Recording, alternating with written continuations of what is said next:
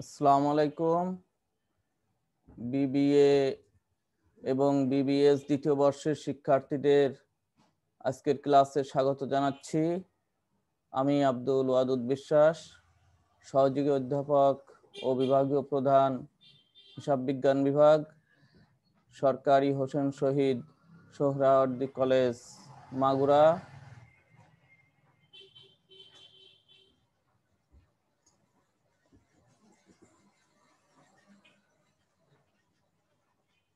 তোমাদের সাথে আজ আমার 14 ক্লাস। আজকে সাবজেক্ট ট্যাক্সেশন ইন বাংলাদেশ এবং topic income from interest on security. এই টপিকের উপর ইতিপূর্বে 3টি ক্লাস হয়েছে। আমরা থিওরি নিয়ে আলোচনা করেছি, অঙ্ক করেছি। আজকে আবার 2টা অঙ্কের সমাধান করব।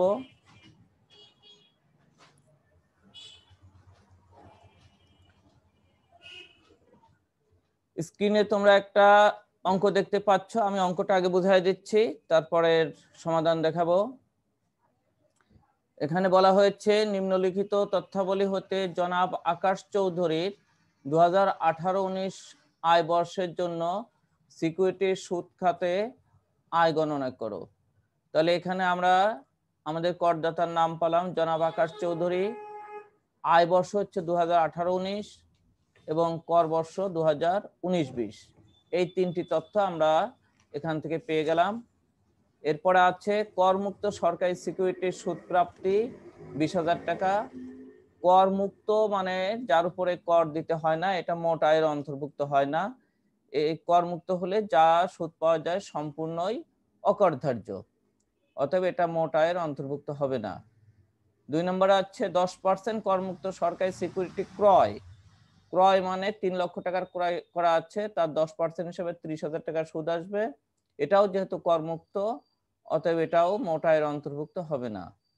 3 নম্বরে আছে 10% বিদেশি করমুক্ত সরকারি সিকিউরিটি ক্রয় 2,40,000 টাকা।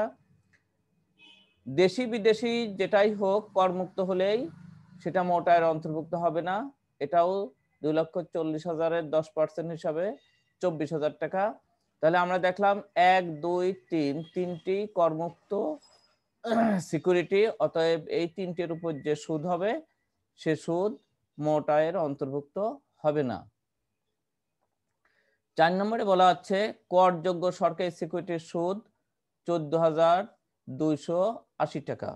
করযোগ্য সরকারি সিকিউরিটির সুদ, তার মানে এটার উপর কর দিতে হয়। আর আমরা জানি এক্ষেত্রে উচ্চ কর কেটে রাখা হয় 5%। অতএব এটাকে আমাদেরকে এইটা নিট সুদ ধরে মোট সুদে রূপান্তর করতে হবে। আমরা জানি মোট সুদ রূপান্তর করার সময় উপরে 100 নিচে 95 গুণ প্রাপ্ত সুদ দিলেই মোট সুদ চলে আসবে এবং মোট সুদকেই আমরা আয় হিসাবে গণ্য করব। এরপর আছে করযোগ্য সরকারি সিকিউরিটির সুদ প্রাপ্তি 19,000 টাকা, এটাও একই নিয়মে মোটাঙ্কিত করতে হবে। পরবর্তীতে 6 নম্বরে বলা আছে 12% করযোগ্য সরকারি সিকিউরিটি ক্রয় 2,50,000 টাকা। 12% করযোগ্য সিকিউরিটি ক্রয়, তাহলে এখানে আমার বিনিয়োগ হচ্ছে 1,50,000 টাকা। এই বিনিয়োগের উপর 12% হিসাবে যে সুদ আসে 12% হিসাবে 12,000 টাকা আর 6,000 টাকা 18,000 টাকা সুদ আসবে, এটা করযোগ্য। মোট সুদই 18,000, এটাকে আর মোটাঙ্কিত করার প্রয়োজন নেই। এরকম বিনিয়োগ এবং পার্সেন্টেজ থাকলে আমরা গুণ করে সেখান থেকে সুদ বের করে নিব। এরপর হচ্ছে 12% করযোগ্য সরকারি সিকিউরিটির সুদ প্রাপ্তি। সুদ প্রাপ্তি 15,000 টাকা, এটা সুদ, এটা বিনিয়োগ না, এটাই সুদ, অতএব এইটাই আমার মোট আয়ের অন্তর্ভুক্ত হবে। নিচে একটা কথা বলা আছে করযোগ্য সরকারি সিকিউরিটি ক্রয়ে 10% ঋণ নেওয়া হয়েছে। আমরা জানি ঋণের সুদ এবং ব্যাংক চার্জ দুটোই অনুমোদনযোগ্য খরচ। তাহলে 10% ঋণ নেওয়া হয়েছে 1 লক্ষ টাকা। 1 লক্ষ টাকার 10% হিসাবে 10,000 টাকা ঋণের সুদ, এটা অনুমোদনযোগ্য খরচ, এটা বাদ যাবে। এবং আদায় খরচ 700 টাকা, তাহলে আদায় খরচও অনুমোদনযোগ্য খরচ। এখন দেখি এইটাই থেকে আমরা কিভাবে মোট আয় নির্ণয় করতে পারি।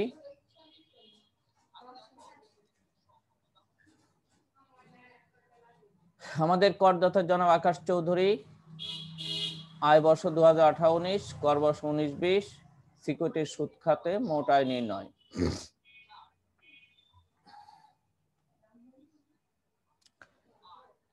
সিকিউরিটির সুদ খাতে মোট আয় ধারা 22, করমুক্ত সরকারি সিকিউরিটির সুদ প্রাপ্তি। আমরা দেখেছিলাম 3টা করমুক্ত সরকারি সিকিউরিটি ছিল, তাহলে করমুক্ত সরকারি সিকিউরিটির সুদ প্রাপ্তি আছে প্রথমটায় 20,000 টাকা, দ্বিতীয়টায় ছিল 10% করমুক্ত সরকারি সিকিউরিটির সুদ, 3 লক্ষ টাকা বিনিয়োগ করা ছিল, 3 লক্ষ টাকার 10% হিসাবে 30,000 টাকা। তারপরে ছিল 10% বিদেশি করমুক্ত সরকারি সিকিউরিটির সুদ 2,40,000 টাকা, তার 10% হিসাবে 24,000 টাকা। তাহলে 20,000 টাকা, 30,000 টাকা এবং 24,000 টাকা, তিনটা মিলে হচ্ছে 74,000 টাকা। এই 74,000 টাকা আমার করমুক্ত সরকারি সিকিউরিটির সুদ, এর সম্পূর্ণই কর অব্যাহতিপ্রাপ্ত, অতএব এর অকরধার্য সীমা হচ্ছে 74,000 টাকা, আউটারে কোনো টাকা যাবে না, মোট আয়ের অন্তর্ভুক্ত হলো না এটা। এরপরে ছিল করযোগ্য সরকারি সিকিউরিটির সুদ। তার প্রথমে ছিল কর বাদ সরকারি সিকিউরিটির সুদ, এটাই সুদ পেয়েছিল 14,280, তাকে মোটাঙ্কিত করতে হলে বলেছিলাম 5% উচ্চ কর কেটে রাখে, সেই 5% বাদ দিয়ে নিচে 95, উপরে 100, তাতে আসবে 15,000 টাকা। আর কর বাদ সরকারি সিকিউরিটির সুদ আর একটা ছিল 19,000 টাকা, সেটাও মোটাঙ্কিত করলে উপরে 100, নিচে 95, 20,000 টাকা। তাহলে দুইটা সুদ মিলে হচ্ছে 35,000 টাকা, দুইটা সুদ মিলে 35,000 টাকা। এরপরে ছিল কর অগ্রিম সরকারি সিকিউরিটির সুদ, 1,50,000 টাকা বিনিয়োগ করা ছিল 12% হিসাবে, 12% হিসাবে 18,000 টাকা। এবং আরেকটা ছিল কর অগ্রিম সিকিউরিটির সুদ প্রাপ্তি ছিল 15,000 টাকা। তাহলে আমার করযোগ্য সুদ হচ্ছে তিনটা, 35,000 টাকা পেলাম, 18,000 টাকা, 15,000 টাকা, সর্বমোট 68,000 টাকা করযোগ্য সুদ। দুইটা অনুমোদনযোগ্য খরচ ছিল, তার প্রথমটা ছিল ঋণের সুদ, 1 লক্ষ টাকা ঋণ নেওয়া ছিল 10% হারে ব্যাংক থেকে, তার সুদ হচ্ছে 10,000 টাকা। আর ব্যাংক চার্জ ও কমিশন ছিল 700 টাকা, এই 10,700 টাকা অনুমোদনযোগ্য খরচ। অতএব এক্ষেত্রে আমার মোট আয় হচ্ছে 68,000 থেকে 10,700 টাকা খরচ বাদ দিলে নিট করযোগ্য আয় হচ্ছে 57,300 টাকা। এটাই আশা করি বুঝতে পেরেছ। এখন আমরা আরেকটা অঙ্ক নিয়ে আলোচনা করি।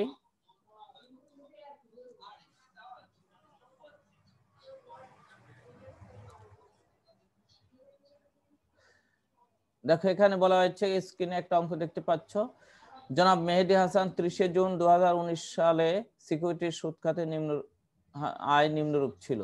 তাহলে 19 সালের 30 জুন, তাহলে তার আয় বর্ষ শেষ হচ্ছে 30 জুন 2019, অতএব কর বর্ষ হচ্ছে 19-20।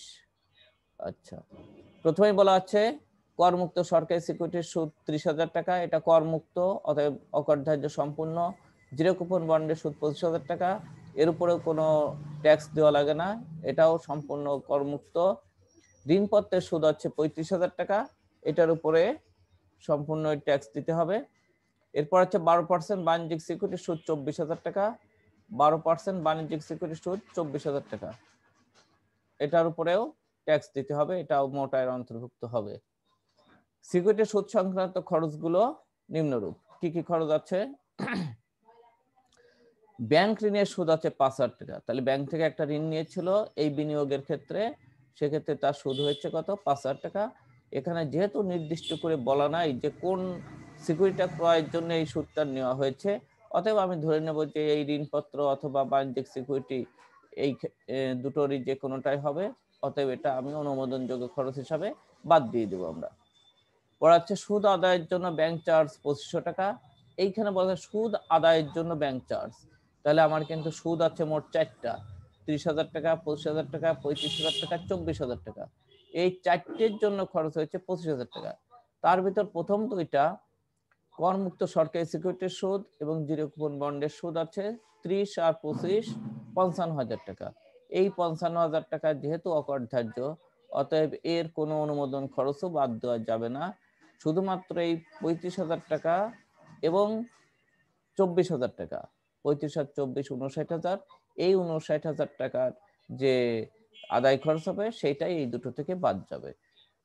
আচ্ছা, প্রশ্ন হচ্ছে সিকিউরিটি সুদ খাতে জনাব মেহেদী হাসানের মোট আয় কত? আচ্ছা, আমরা এখন সলিউশনটা দেখি।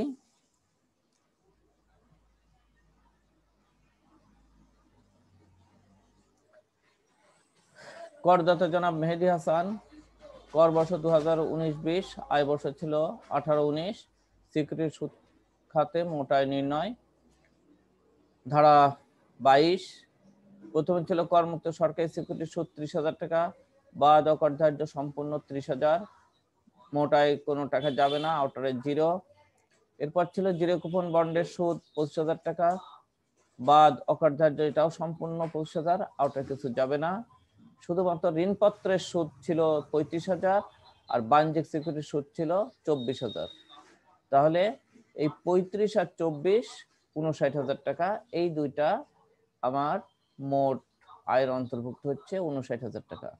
এবার অনুমোদনযোগ্য খরচ, ব্যাংক ঋণের সুদ তো 5,000 আর মোট 2500 টাকা ছিল আদায় খরচ।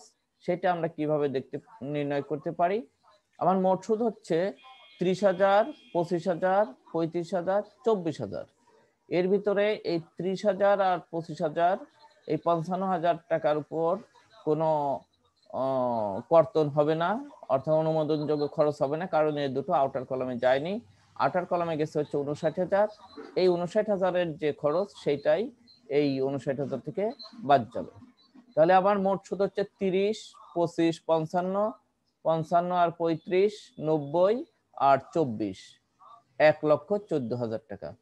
এই 1,14,000 টাকা আয় করতে খরচ হয়েছে 2500 টাকা। আমরা এটা ঐকিক নিয়মে বের করতে পারি যে 1,14,000 টাকায় খরচ হয়েছে 2500 টাকা, নিচে দেখানো আছে 2500 টাকা, অতএব 1 টাকায় খরচ হচ্ছে কম, নিচে 1,14,000, আর আবার 59,000 টাকার খরচ হয়েছে গুণ 59,000 যে 1,294 টাকা। অতএব 1,294 টাকাই আমার অনুমোদনযোগ্য ব্যাংক চার্জ। তাহলে ব্যাংক চার্জ বাদ দিলাম 1,294 টাকা, তাহলে 5,000 আর 1,000 6,294 টাকা। 6,294 টাকা বাদ দিলে 59,000 থেকে 52,706 টাকা আমার সিকিউরিটির সুদ খাতে মোট আয়। এইটাই আমার মোট আয় হিসাবে অন্তর্ভুক্ত হবে এবং এর উপরে ট্যাক্স প্রদান করতে হবে। এখন তোমাদের অনেকেরই প্রশ্ন থাকতে পারে যে আমি সুদ বাবদ আদায় বাবদ খরচ করেছি 2500 টাকা, এখানে অন্তর্ভুক্ত করলাম 1,294 টাকা, বাকি 1,206 টাকা কোথায় গেল? এই 1,206 টাকা হচ্ছে এই যে 30 আর 25 55,000 টাকার জন্য, সেটা যেহেতু এটা আউটারে যায়নি এই জন্য এটাও এখানে বাদ দেওয়ার কোনো প্রয়োজন নাই বা প্রশ্ন নাই। আশা করি সলিউশন দুটো বুঝতে পেরেছো। তোমরা যে বই ফলো করো বাসায় এই অঙ্কগুলো প্র্যাকটিস করবে। আগামীতে আমি আর একটা ক্লাস এর উপরে নিয়েই এই চ্যাপ্টার শেষ করব। আজকের মতো সবাইকে ধন্যবাদ, শেষ করছি।